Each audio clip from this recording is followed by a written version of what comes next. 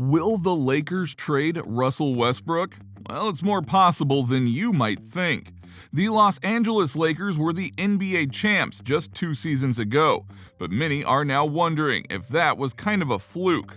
Why? Because the next season they barely made the playoffs and were decisively beaten in the first round by the Suns. Then this season, they were way under .500, then they didn't even make the playoffs. And this was after they got the All-Star squad to try and save everything. It failed, and now everything is up for grabs, including the future and position of one Russell Westbrook. Number 5. State of Westbrook. The Lakers have made it abundantly clear in recent weeks that they are heavily deliberating keeping Russell Westbrook on the roster moving into the 2022-2023 season. Whether or not you believe the Lakers depends on how much benefit of the doubt you're willing to give the front office, one that hasn't earned much of it in the last year. Regardless of the Lakers' posturing or leaks, there is a decent chance that Westbrook is on the roster next season, simply due to how difficult it will be to move his enormous $47 million contract. While there are ways and teams that it could make sense with, the logistics of it will be difficult. Even still, according to the latest report from Adrian Wojnarowski of ESPN, during SportsCenter on Friday, the Lakers are still going to explore every possibility to trade Westbrook.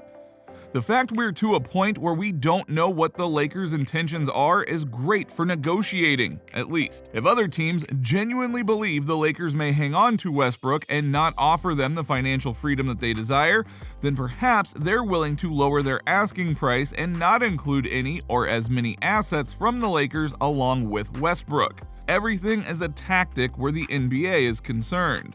If the Lakers are earnestly considering bringing him back, then it raises a lot of questions. It immediately makes new head coach Darvin Ham's first year significantly harder, and puts a great emphasis on proper team building and surrounding the big three with the right players. The Lakers front office certainly did not show an ability to do that last season. A new season could change things, but it could also just spin the wheels further, and would that make people even angrier? Number 4. Kyrie Irving. Now here's a trade rumor that has gotten people talking for better and for worse. This week, a report surfaced from the New York Daily News that the Brooklyn Nets are outright unwilling to offer superstar guard Kyrie Irving a long-term contract extension. Irving has a player option for next season, but some experts believe he won't pick up the $36.9 million option and pursue a longer-term deal. The news certainly perked the ears up of Lakers fans and the NBA media.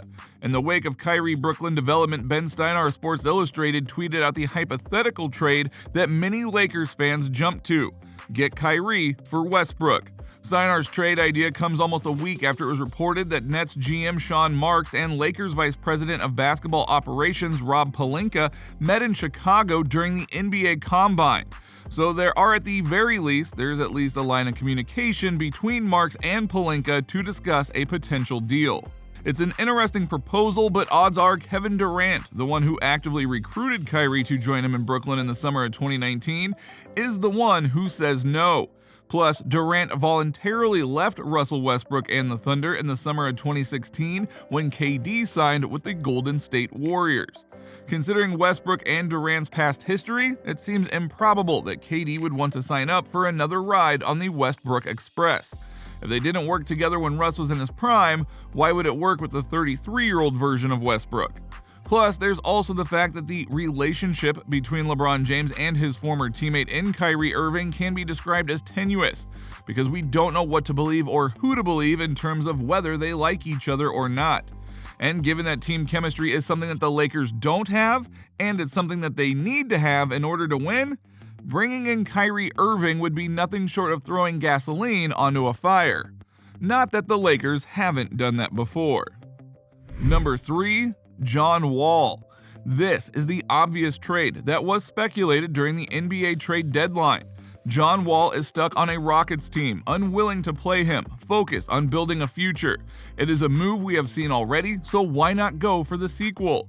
What type of player Wall is at this point in his career is anyone's guess. Considering his injury history and lack of playing time, Wall would come to the Lakers as a wild card. However, he wouldn't have the expectations or coverage that Westbrook demands. The last time Wall was healthy, he was good, not great. He's a point guard who teams had to respect from the outside. In a limited role, Wall can help the Lakers and would help the team move on from a player that pushed the franchise in the wrong direction. He has a player option on the final year of his deal, an option he will almost assuredly use considering he wouldn't demand anything close to the salary on his contract if he became a free agent. Now for the Lakers, this is a final desperation move, one that gives the team a boost off the bench in Wall and gets Westbrook out of LA.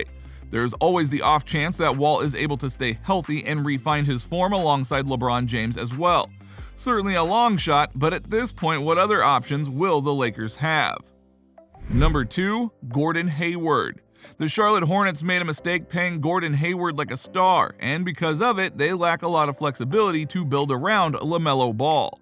LaMelo is a star in this league, and Charlotte needs to find a way to build a winning roster around the guard. Trading their problem in Hayward for the Lakers' problem in Westbrook brings in a new dynamic and gets them a year closer to a major cap flexibility. Taking on Westbrook for a year and attempting to win with a Ball and Westbrook guard tandem would certainly make for must-watch basketball, even if the Hornets aren't a real playoff contender. For the Lakers, Gordon Hayward is a great secondary scorer who would fit into the Lakers system and culture. He is more than capable of knocking down the shots Westbrook couldn't with the room Davis or LeBron create. The Lakers need players who are going to help them spread the floor, and Hayward is a step in that direction while helping the team part ways with Westbrook. The only downside for the Lakers is what makes this appealing to the Hornets. You trade a one-year problem for a two-year problem. However, Father Time will eventually catch LeBron, leaving a limited window for the Lakers to chase a title. Hayward might be the best option the team has this offseason if they are going to part ways with Westbrook. Number 1, needing to do something. Here's the thing you need to remember here. This isn't just about Russell Westbrook. It's about rebuilding the Lakers to the glory that they had less than 2 years ago.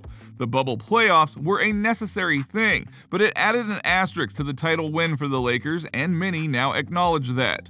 The super team that they tried to build with LeBron, David, Carmelo Anthony, and Westbrook not only bombed, it bombed big time. Many were expecting the squad to be broken up by the middle of the season though. Thankfully for them, that did not happen.